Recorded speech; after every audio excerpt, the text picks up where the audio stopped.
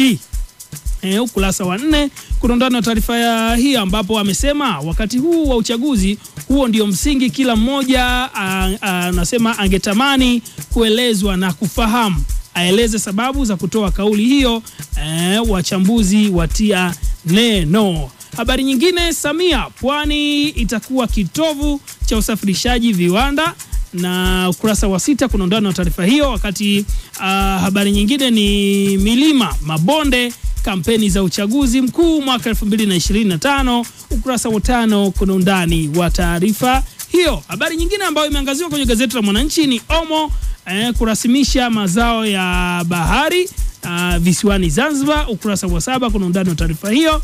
Na kuna habari hapa mbili ya Nkobike nataka tushirikishane kidogo na wewe msikilizaji ambaye uko hapo unatusikiliza utie maneno.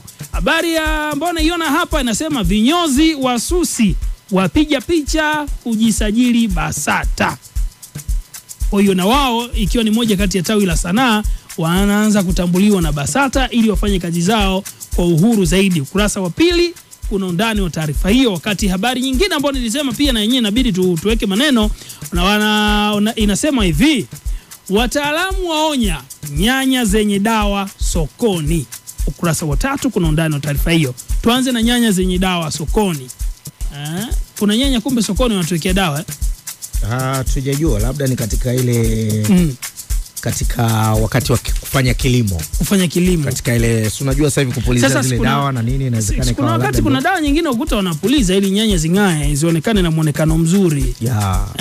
Lakini kumbe ndio changamoto. Ndio changamoto, na kama ambavyo umezungumza inawezekana ikawa ni katika kuandaa hiyo bidhaa yenyewe kwa kunahitaji vile viatilifu kwa ajili ya zisiliwe na wadudu zinapokuwa sokoni. Kwa hiyo sasa baada ya kumaliza hapo kuvuna, kuna utaratibu gani ambao unatumika kuhakikisha sasa ile sumu inaondoka, kwa sababu hii bidhaa inakwenda sokoni sasa na inakwenda kumkuta mlaji wa mwisho ambaye ni mwananchi huyu wa chini kabisa. Je, ana elimu ya kutosha ya kuweza kupambana na changamoto ya sumu itokanayo na mazao mbalimbali wakati wa kuandaa na kulima?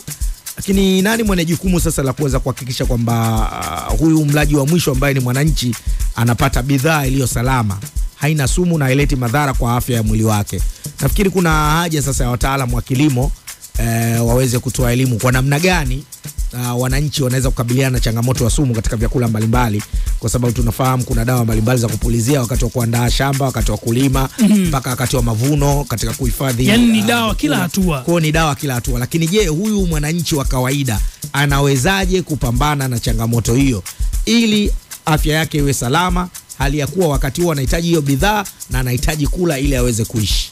Lakini kwenye kampeni moja kati ya kampeni za utunzaji wa mazingira BK, kuna matumizi ya dawa ambazo au viuatilifu ambavyo vyenyewe ni rafiki wa mazingira, kwa sababu unapopuliza hii sumu sio tu unaleta matatizo kwa afya ya kwetu sisi watumiaji. Vipi kwa viumbe hai ambao wengine wapo pale hawana madhara kwa huo mmea, lakini tunatambua udongo una vijidudu, una bakteria, una viumbe hai ambao wengine wana faida kwetu. Hii imekaaje pia? Nafikiri ni sawa, lakini ninachosema ni kwamba kimsingi elimu inapaswa kutolewa kwa namna gani ambavyo wanatakiwa watumie hizi bidhaa sasa zinapofika, kwamba sasa imeshafika sokoni, imefika kwako. Ni nini ambacho unatakiwa ukifanye katika kukabiliana na hiyo changamoto ya hizo sumu ambazo zipo katika vyakula mbalimbali ambao ni bidhaa ambayo mwananchi huyu wa mwisho kabisa, mlaji wa chini, ndo anatumia. Sawa. Vinyozi wasusi kupiga picha kujisajili BASATA, hii itawasaidia nini? Kwa nini wajisajili BASATA?